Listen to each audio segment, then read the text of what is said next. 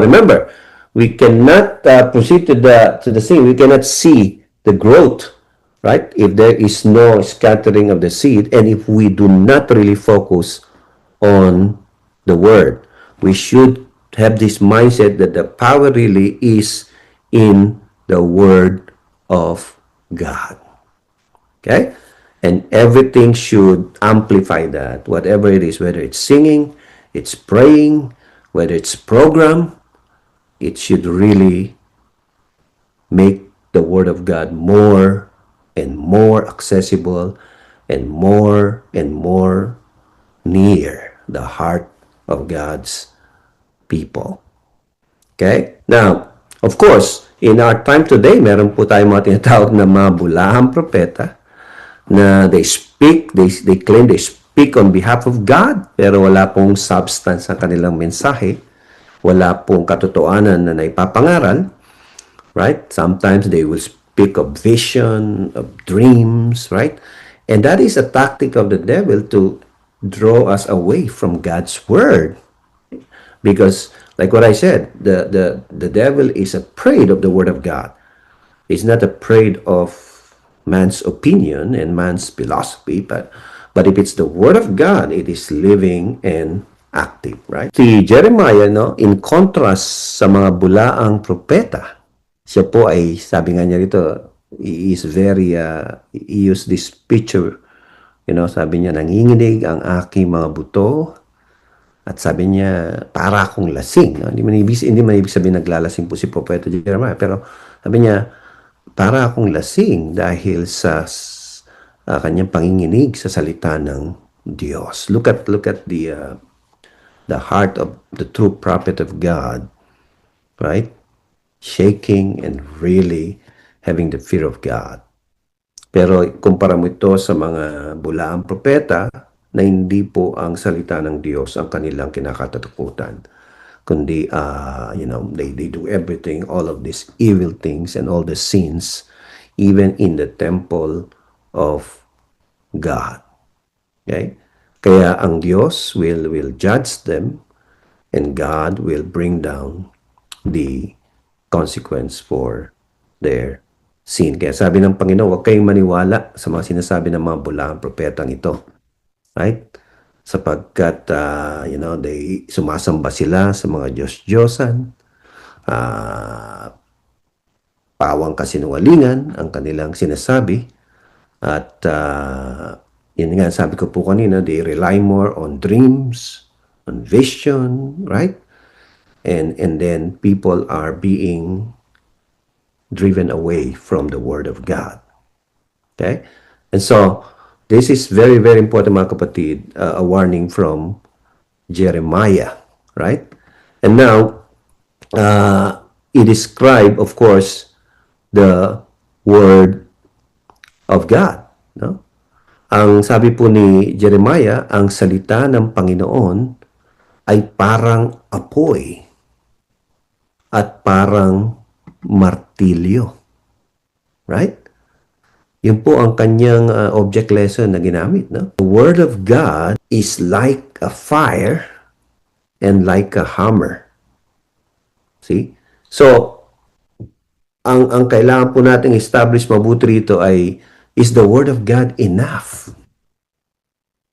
Do you really believe the Word of God is enough to grow the ministry?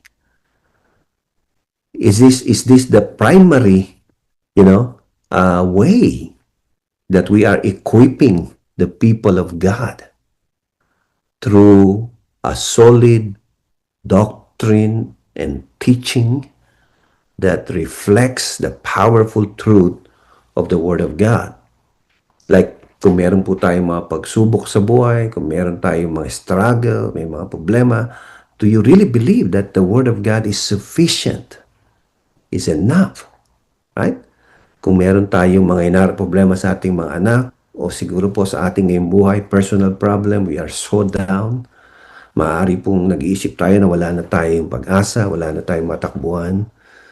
Do you believe God is so powerful that He can really do something new sa ating mga buhay through the promises of the Word of God, and it can really transform our lives.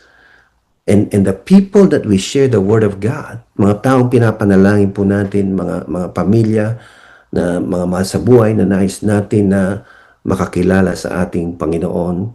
And as we live in this corrupt culture, this culture of corruption, mga kapatid, at where people is calling, evil good and good evil, right? Do we have that confidence in the Word of God? Jeremiah says, mga kapatid, God's Word is enough. At ang sabi niya, just be faithful in proclaiming the Word, and it will be like a fire. Okay? A fire, it cleanses, ito po yung naglilinis, it consumes, it brings illumination. It's like a force na talaga pong it purifies our heart. And like a hammer, right?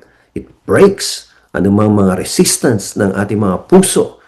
Ito po, dinudurog niya ang batong puso, right? It crushes. At lahat po ng mga undesirable sa ating mga buhay, all the works of the flesh sa ating mga buhay, is like a hammer. It breaks those things, right? And those who are faithful to God, mga kapatid, you will see the work of God through the Word of God. And so this is what we believe, right?